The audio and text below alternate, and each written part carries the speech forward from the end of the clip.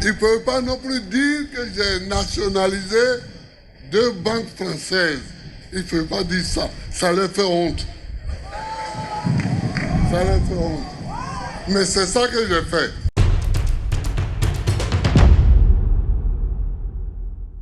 Laurent Gbagbo, retour sur une candidature sous tension.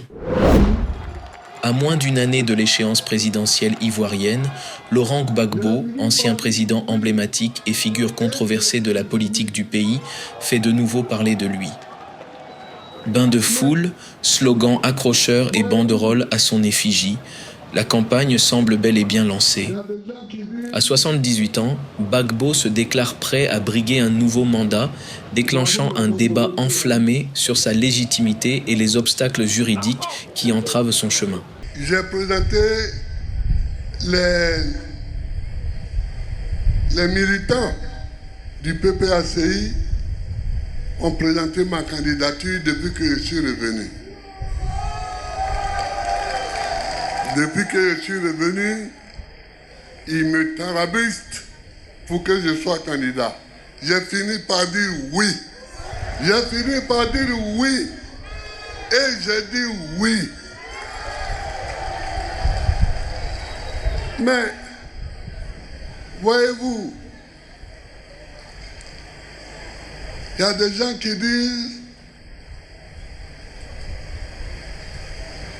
Gbagbo n'a pas son nom sur la liste.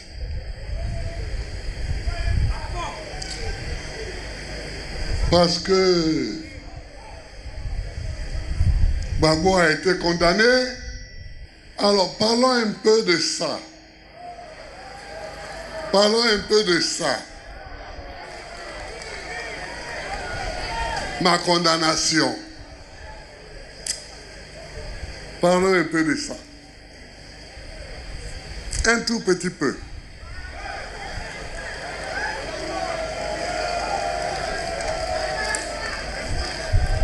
En 2010, nous avons fait campagne. Nous avons fait l'élection présidentielle. Et le seul arbitre des élections en Côte d'Ivoire, constitutionnellement, c'est le Conseil constitutionnel. Le seul arbitre m'a proclamé élu. 2010. Ayant été proclamé élu, le Conseil constitutionnel est venu me faire prêter serment à la présidence de la République. Et j'ai prêté serment. Et il m'a renvoyé à mes tâches, c'est-à-dire à gouverner. C'est ça qui est la vérité.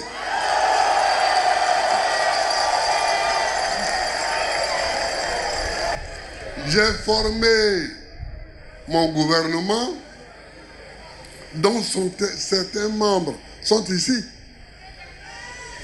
Et nous avons commencé à travailler.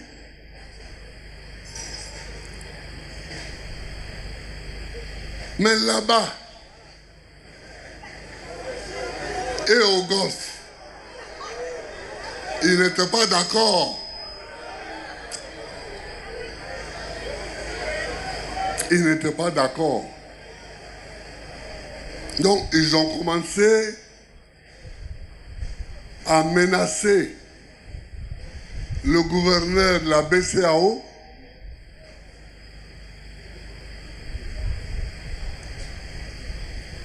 Dakouri Henry. Est-ce qu'il est là? Oui. Voilà. Qui a été brave, qui a été courageux. Il a dit, mais depuis quand la BCEAO s'occupe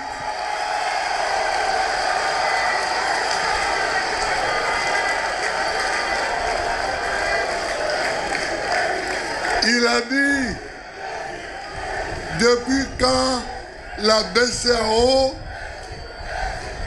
s'occupe du règlement des problèmes électoraux dans le pays. Ce n'est pas mon problème. Mon problème, c'est de gérer l'argent, c'est de gérer le franc CFA en Afrique de l'Ouest et je le gère. Ah, ils n'ont pas été contents. Ils l'ont pilonné. Ils l'ont pilonné. Ils l'ont pilonné. Et à la fin, voyant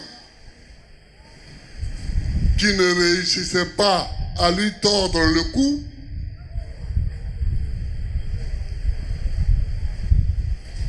à une réunion où je n'étais pas, ils l'ont vidé, ils l'ont renvoyé de ce poste de gouverneur sous la forme déguisée. C'était au Mali, c'est vrai. C'était au Mali.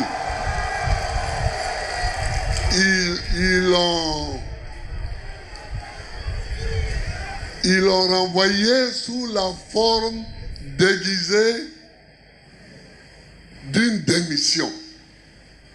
Ils ne peuvent pas non plus dire que j'ai nationalisé 2 banques françaises. Ils ne peuvent pas dire ça. Ça leur fait honte. Ça leur fait honte. Mais c'est ça que j'ai fait.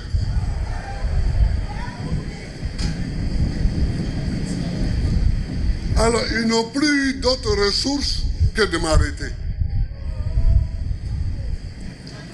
Bon, on m'a arrêté.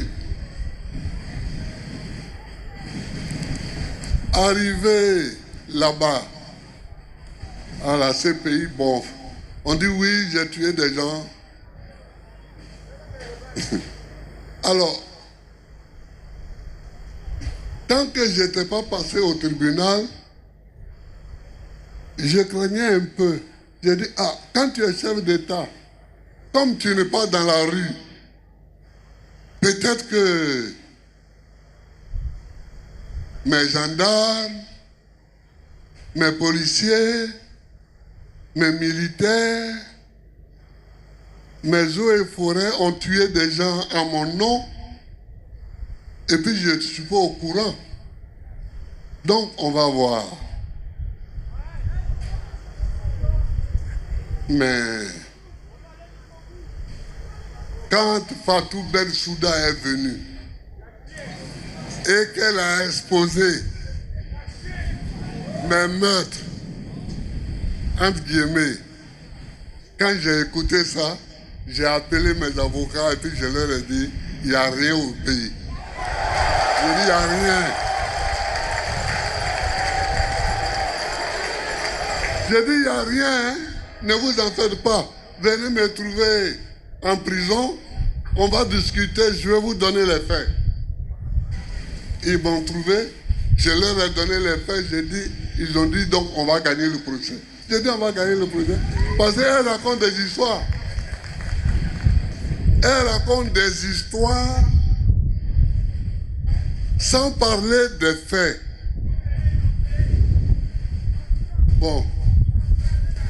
Alors la seule chose qu'ils pouvaient faire, c'est de me garder longtemps pour que ici, on puisse finir 2 mandats. Pour que, donc, la justice même ne se réunissait pas toujours. On a commencé, on m'a arrêté en 2011. On a commencé le procès en 2016. J'étais là-bas comme ça. J'étais là-bas, il fallait perdre le temps, il fallait me garder, tout ça. J'ai dit, ça c'est pas grave. Mais on va faire le procès, on va aller jusqu'au bout.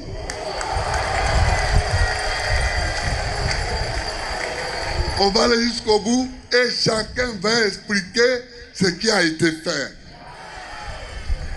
Et on est allé jusqu'au bout, mais avant même d'arriver au bout, les juges ont dit, bon, ils ont amené 82 témoins, c'est bon. Sam, l'Africain, a été le premier témoin à venir d'ailleurs.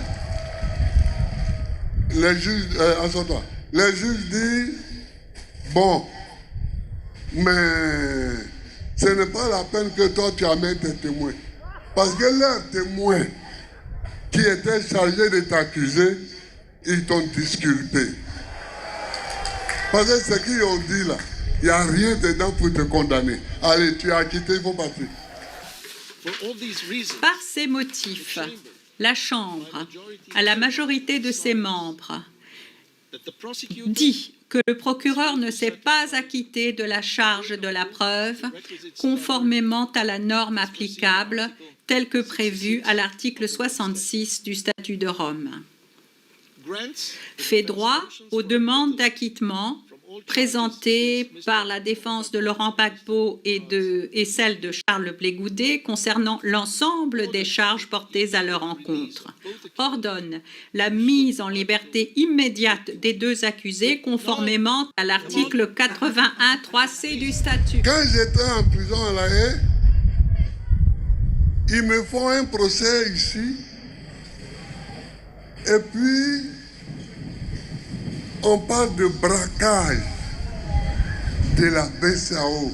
Moi, Gbagbo, braquer une banque. Un passé judiciaire lourd.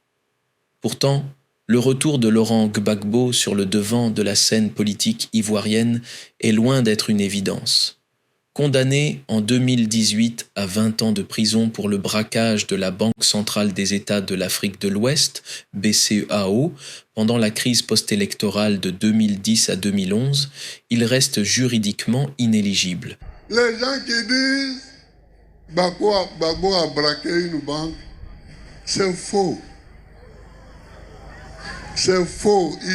Non seulement c'est faux, mais ils mentent. Ils mentent. Le verbe mentir. Ils mentent. S'ils veulent m'accuser, qu'ils m'accusent d'avoir nationalisé 2 banques françaises. Mais ça, ils savent que les Ivoiriens vont m'applaudir. S'ils veulent m'accuser, qu'ils m'accusent d'avoir quitté la BCAO de Dakar. Mais ça vient. Tout le monde vient. Tout le monde vient à ce résultat. Donc voilà. Je n'ai pas braqué. Sinon, on sait qui a braqué les agents de la BCAO.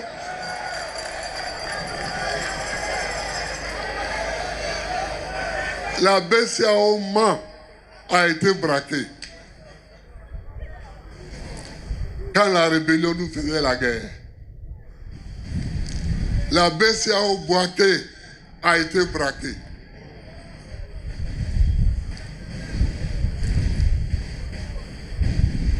La BCAO Korogo a été braquée. Voilà les 3 succursales de BCAO qui ont été braquées. Mais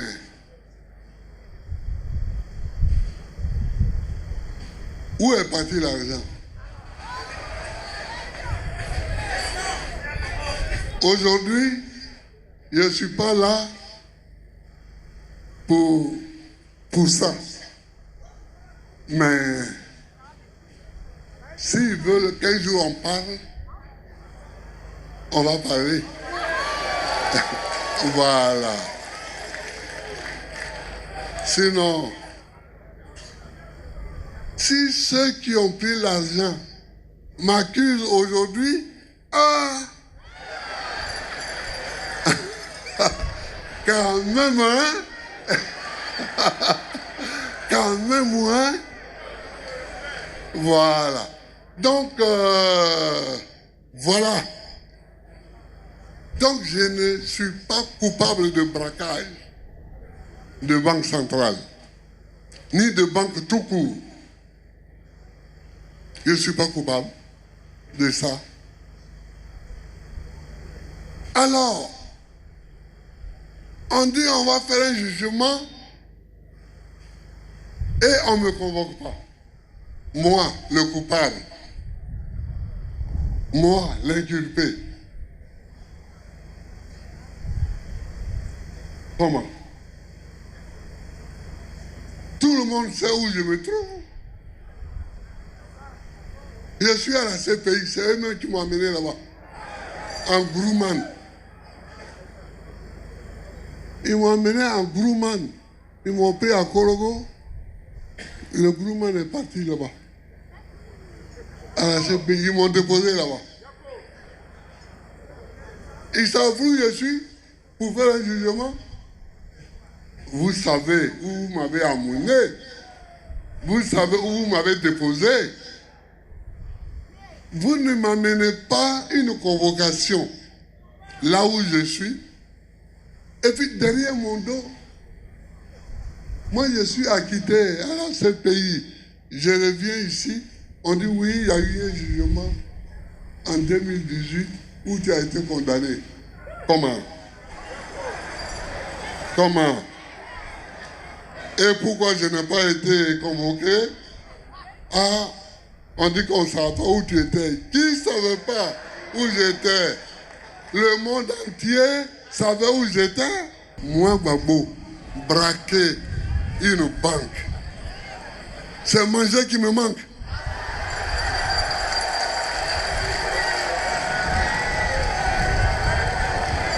C'est manger qui me manque.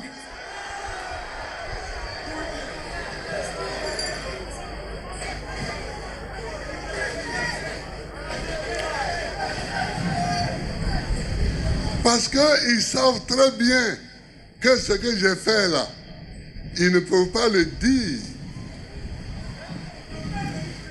Parce que s'ils veulent me reprocher quelque chose, il faut qu'ils disent Gbagbo a nationalisé 2 banques françaises en Côte d'Ivoire. C'est ça qui est la vérité. La BGC et la Société Générale, ce sont 2 banques françaises. S'ils disent ça, c'est la vérité. Mais ils savent que les Ivoiriens vont aimer. Ils savent que les Ivoiriens vont aimer ça. Donc ils ne peuvent pas aller dire ça.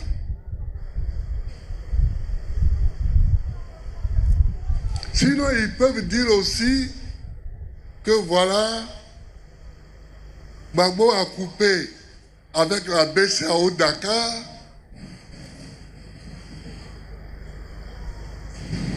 et qu'il a pris son autonomie en Côte d'Ivoire au niveau de la Banque centrale. Ils ne peuvent pas dire ça maintenant parce que c'est ça que l'AES est en train de faire. Et il y a beaucoup d'Africains qui veulent faire ça. Il y a beaucoup d'Africains qui veulent faire ça. Donc, ils savent que ça ne les arrange pas. Tout le monde va faire ça. Donc, ils ne peuvent pas dire ça. Ils ne peuvent pas non plus dire que j'ai nationalisé 2 banques françaises. Ils ne peuvent pas dire ça. Ça leur fait honte. Ça leur fait honte. Mais c'est ça que j'ai fait.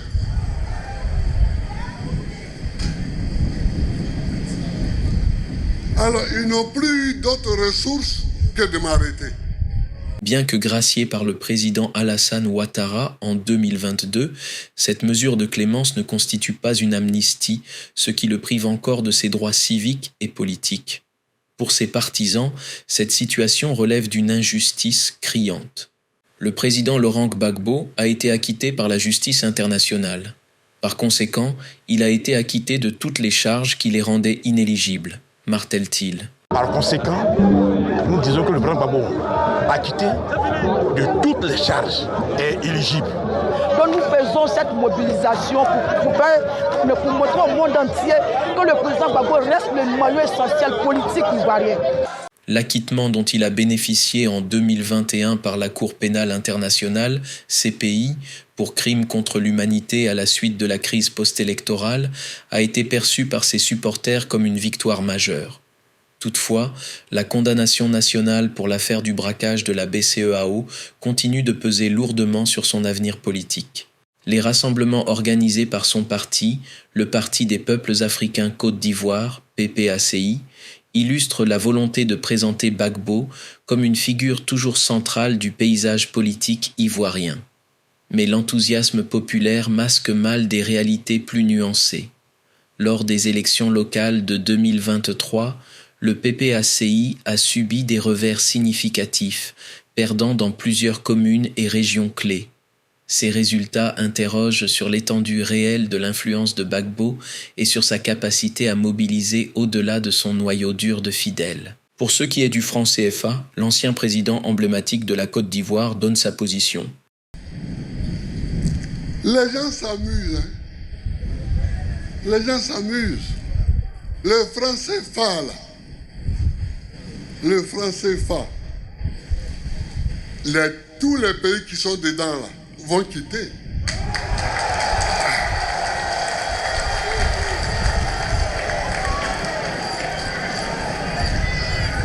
Avant, on avait peur. Donc, on ne disait pas ça. On avait peur. Parce que c'était... Mais le premier texte que j'ai fait publier sur le franc CFA, pour dire qu'il n'est pas bon, c'était en 1984. En 1984. Il y en a qui n'étaient pas encore nés. Voilà. Il y en a qui n'étaient pas encore nés. Et je vous dis, d'ici 10 ans, vous allez voir qui est encore à Dakar, qui est encore à la BCEAO de Dakar. Les gens vont quitter un à un. Les jeunes gens du Burkina Faso, du Mali et du Niger ont commencé. C'est déjà prêt. C'est le lieu de fabrication. Sinon, c'est déjà prêt. C'est déjà prêt. Bon, mais dans quelques mois, nous allons voir. En se déclarant candidat, Laurent Gbagbo devient le premier poids lourd politique ivoirien à franchir ce pas. Dans un contexte où les relations entre les principaux acteurs politiques du pays restent tendues, cette annonce pourrait redessiner les alliances et stratégies en vue de 2025. Pendant ce temps, l'ex-première dame ivoirienne, Simone Eyivette Gbagbo, a annoncé samedi sa candidature à l'élection présidentielle de 2025, martelant vouloir bâtir une nouvelle Côte d'Ivoire. Je promets de tout faire pour rebâtir le vivre ensemble, pour redémarrer l'œuvre de reconstruction de la nation ivoirienne. Notre avenir est devant nous. Je vous invite à marcher avec moi dans cette voie du renouveau. La transformation, nous en sommes capables. Simone Eyivette Gbagbo a été désignée candidate officielle du Mouvement des Générations Capables, MGC, pour l'élection présidentielle prévue en octobre 2025. Cette nomination a été actée lors de la première convention ordinaire du parti, où militants, sympathisants et membres statutaires ont unanimement porté leur choix sur l'ex-première dame. Portant les couleurs du MGC, Simone Gbagbo se présente avec un projet ambitieux centré sur 3 axes principaux: la réconciliation nationale, la souveraineté et la transformation durable de la Côte d'Ivoire. Ces priorités traduisent la volonté du MGC d'offrir une alternative politique capable de relever les défis sociaux et économiques du pays.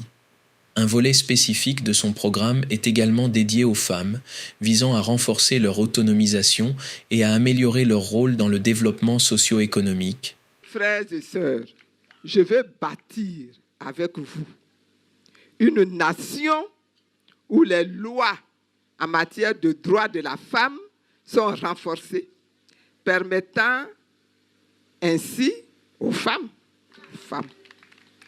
d'avoir davantage accès à la propriété foncière, accès au crédit bancaire, accès aux plus hautes responsabilités dans les différents secteurs de la vie économique, politique et culturelle. En tant que figure emblématique, Simone Gbagbo incarne une vision inclusive et tournée vers l'avenir, répondant aux aspirations d'une grande partie de la population ivoirienne.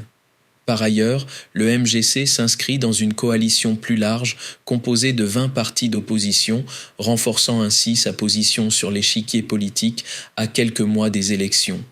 Cette alliance stratégique traduit une ambition collective, apporter un véritable changement dans la gouvernance du pays. Avec cette candidature, Simone Gbagbo et le MGC se préparent à affronter des échéances cruciales, tout en prônant un discours d'unité et de progrès pour la Côte d'Ivoire. Simone Gbagbo, 75 ans, a été l'épouse du président Laurent Gbagbo au pouvoir de 2000 à 2011, période pendant laquelle elle était surnommée la Dame de Fer. Dieu nous dit ceci, que malgré tous ces bergers rassemblés contre nous, le lion ne se laisse ni effrayer par leur voix, ni intimidé par leur nombre. Elle avait été arrêtée en même temps que son ex-mari en avril 2011, à l'issue d'une crise post-électorale sanglante opposant le camp Gbagbo au camp Ouattara, qui avait fait plusieurs morts. La prochaine présidentielle doit se tenir en octobre 2025 en Côte d'Ivoire. Pour l'heure, outre Madame Gbagbo, 3 autres candidats sont déclarés, l'ex-président Laurent Gbagbo, toujours inéligible pour une condamnation à 20 ans de prison pour des faits liés à la crise de 2010 à 2011, l'ex-premier ministre Pascal Affi-N'Guessan et l'ancien ministre du Commerce Jean-Louis Billon. Le président Alassane Ouattara n'a pas encore indiqué s'il comptait ou non briguer un 4e mandat. Est-ce que cela signifie quand même qu'il y a une bataille qui se profile entre vous et Laurent Gbagbo pour le leadership de la gauche ivoirienne? Moi, j'avoue que pour l'instant, je ne pose pas de problème de leadership, surtout pas à l'intérieur de la gauche ivoirienne. Pour moi, le problème que je pose aujourd'hui, c'est que nous nous mettions ensemble pour mettre la pression sur le pouvoir qui est en face de nous, qui est l'adversaire unique aujourd'hui, qui est en face de nous pour obtenir des textes consensuels, une politique, une organisation qui facilite, qui garantisse la sérénité, l'équité pendant ces élections. Après cela, si Gbagbo est candidat, il sera candidat. Si je suis candidate, je serai candidate. C'est celui qui sera préféré qui gagnera. Je n'en fais pas un problème, moi. Pour moi, ce problème-là, il est secondaire. Si en 2025, lors de l'élection, Laurent Gbagbo est devant vous et vous devez vous désister, est-ce que vous seriez prêt à le faire et est-ce que vous espéreriez que lui le fasse si vous êtes en tête? J'espérerais qu'il désiste si je suis en tête. Ça, c'est sûr que je l'espère. Une chose est certaine, avec ou sans lui, la présidentielle ivoirienne s'annonce comme un moment décisif pour l'avenir du pays. Abonnez-vous à notre chaîne pour plus d'infos et restez connectés pour ne rien manquer.